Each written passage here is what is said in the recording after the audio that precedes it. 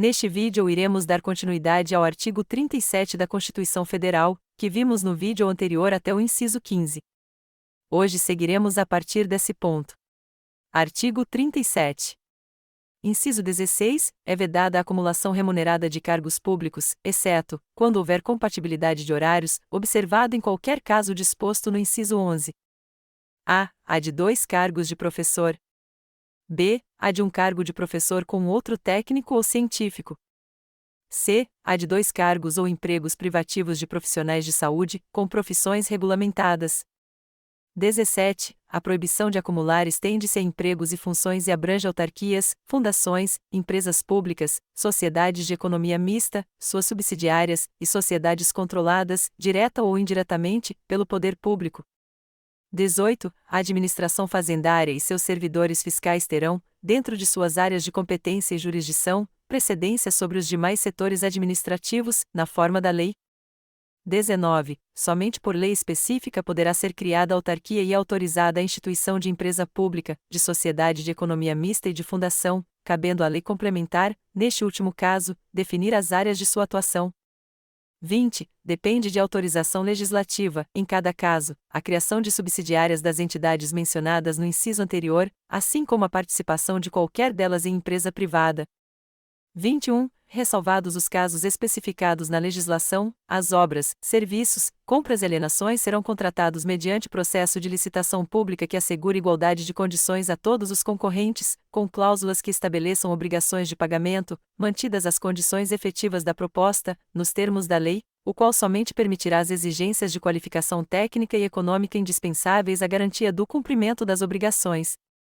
22. As administrações tributárias da União, dos Estados, do Distrito Federal e dos municípios, atividades essenciais ao funcionamento do Estado, exercidas por servidores de carreiras específicas, terão recursos prioritários para a realização de suas atividades e atuarão de forma integrada, inclusive com compartilhamento de cadastros e de informações fiscais, na forma da lei ou convênio. Parágrafo 1º. A publicidade dos atos, programas, obras, serviços e campanhas dos órgãos públicos deverá ter caráter educativo, informativo ou de orientação social, dela não podendo constar nomes, símbolos ou imagens que caracterizem promoção pessoal de autoridades ou servidores públicos. Parágrafo 2º. A não observância do disposto nos incisos 2 e 3 implicará a nulidade do ato e a punição da autoridade responsável, nos termos da lei. Que é, inciso 2, a investidura em cargo ou emprego público depende de aprovação prévia em concurso público de provas ou de provas e títulos, de acordo com a natureza e a complexidade do cargo ou emprego, na forma prevista em lei, ressalvadas as nomeações para cargo em comissão declarado em lei de livre nomeação e exoneração.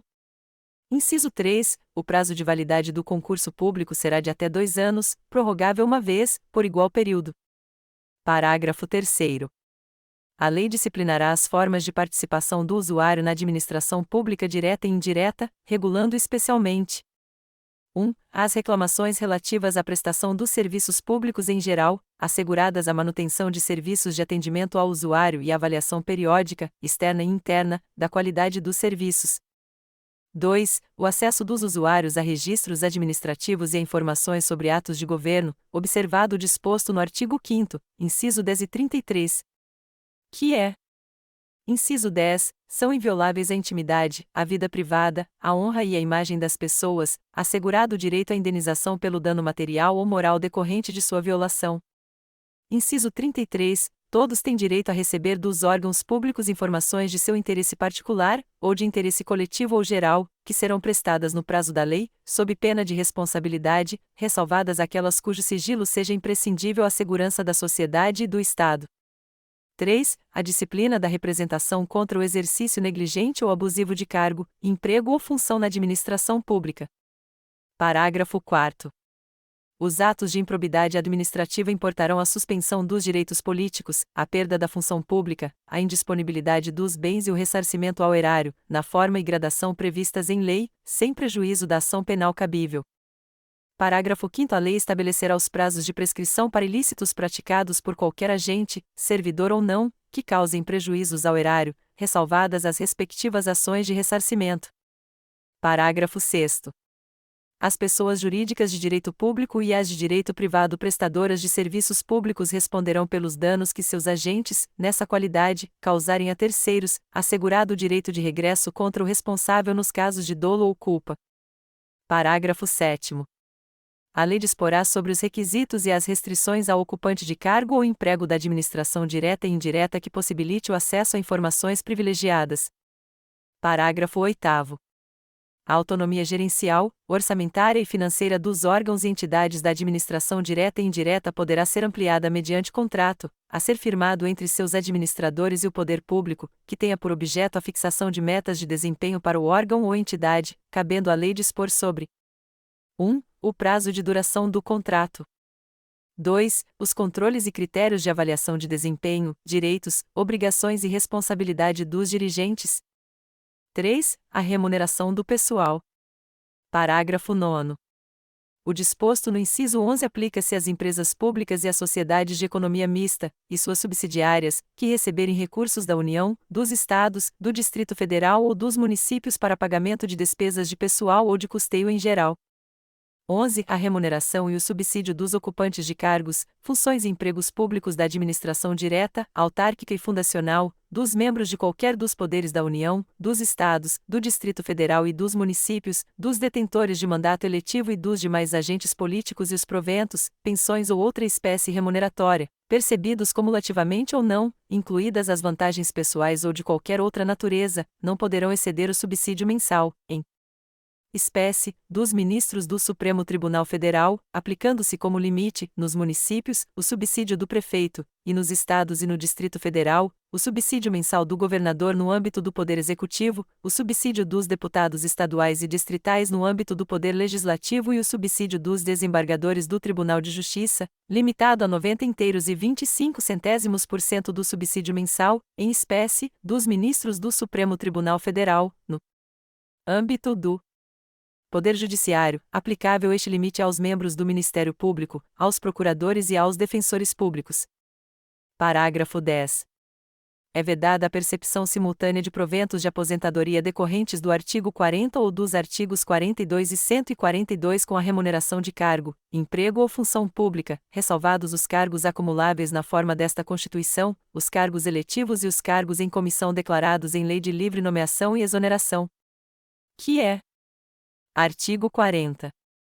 O regime próprio de previdência social dos servidores titulares de cargos efetivos terá caráter contributivo e solidário, mediante contribuição do respectivo ente federativo, de servidores ativos, de aposentados e de pensionistas, observados critérios que preservem o equilíbrio financeiro e atuarial. Artigo 42. Os membros das polícias militares e corpos de bombeiros militares, instituições organizadas com base na hierarquia e disciplina, são militares dos Estados, do Distrito Federal e dos territórios. Artigo 142. As Forças Armadas, constituídas pela Marinha, pelo Exército e pela Aeronáutica, são instituições nacionais permanentes e regulares, organizadas com base na hierarquia e na disciplina, sob a autoridade suprema do Presidente da República, e destinam-se à defesa da pátria, à garantia dos poderes constitucionais e, por iniciativa de qualquer destes, da lei e da ordem. Parágrafo 11. Não serão computadas, para efeito dos limites remuneratórios de que trata o inciso 11 do caput deste artigo, as parcelas de caráter indenizatório previstas em lei. Parágrafo 12.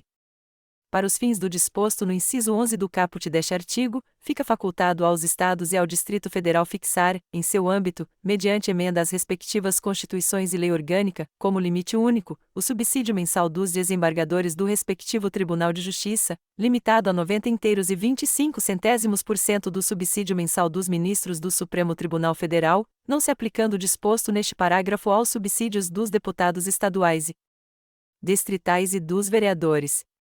Parágrafo 13.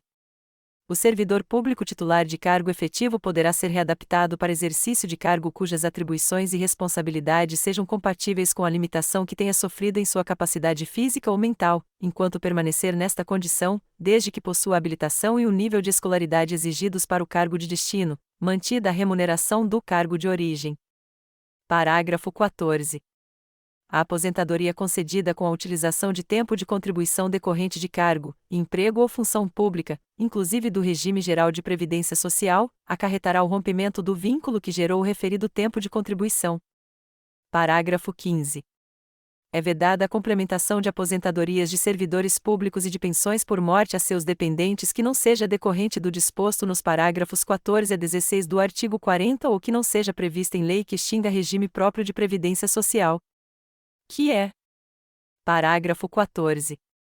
A União, os Estados, o Distrito Federal e os municípios instituirão, por lei de iniciativa do respectivo Poder Executivo, regime de previdência complementar para servidores públicos ocupantes de cargo efetivo, observado o limite máximo dos benefícios do regime geral de previdência social para o valor das aposentadorias e das pensões em regime próprio de previdência social.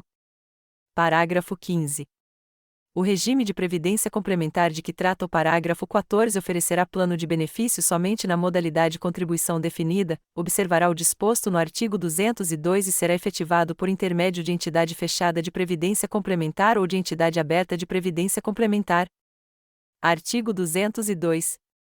O regime de previdência privada, de caráter complementar e organizado de forma autônoma em relação ao regime geral de previdência social, será facultativo, baseado na constituição de reservas que garantam o benefício contratado, e regulado por lei complementar. Parágrafo 16. Somente mediante sua prévia e expressa opção, o disposto nos parágrafos 14 e 15, que acabamos de ver, poderá ser aplicado ao servidor que tiver ingressado no serviço público até a data da publicação do ato de instituição do correspondente regime de previdência complementar. Parágrafo 16. Os órgãos e entidades da administração pública, individual ou conjuntamente, devem realizar avaliação das políticas públicas, inclusive com divulgação do objeto a ser avaliado e dos resultados alcançados, na forma da lei. Se este conteúdo foi útil para você, curte, compartilha e segue o canal para mais conteúdo como este, e não se esqueça de ativar o sininho para ser notificado sempre que um novo vídeo for publicado. Obrigado por assistir e até a próxima.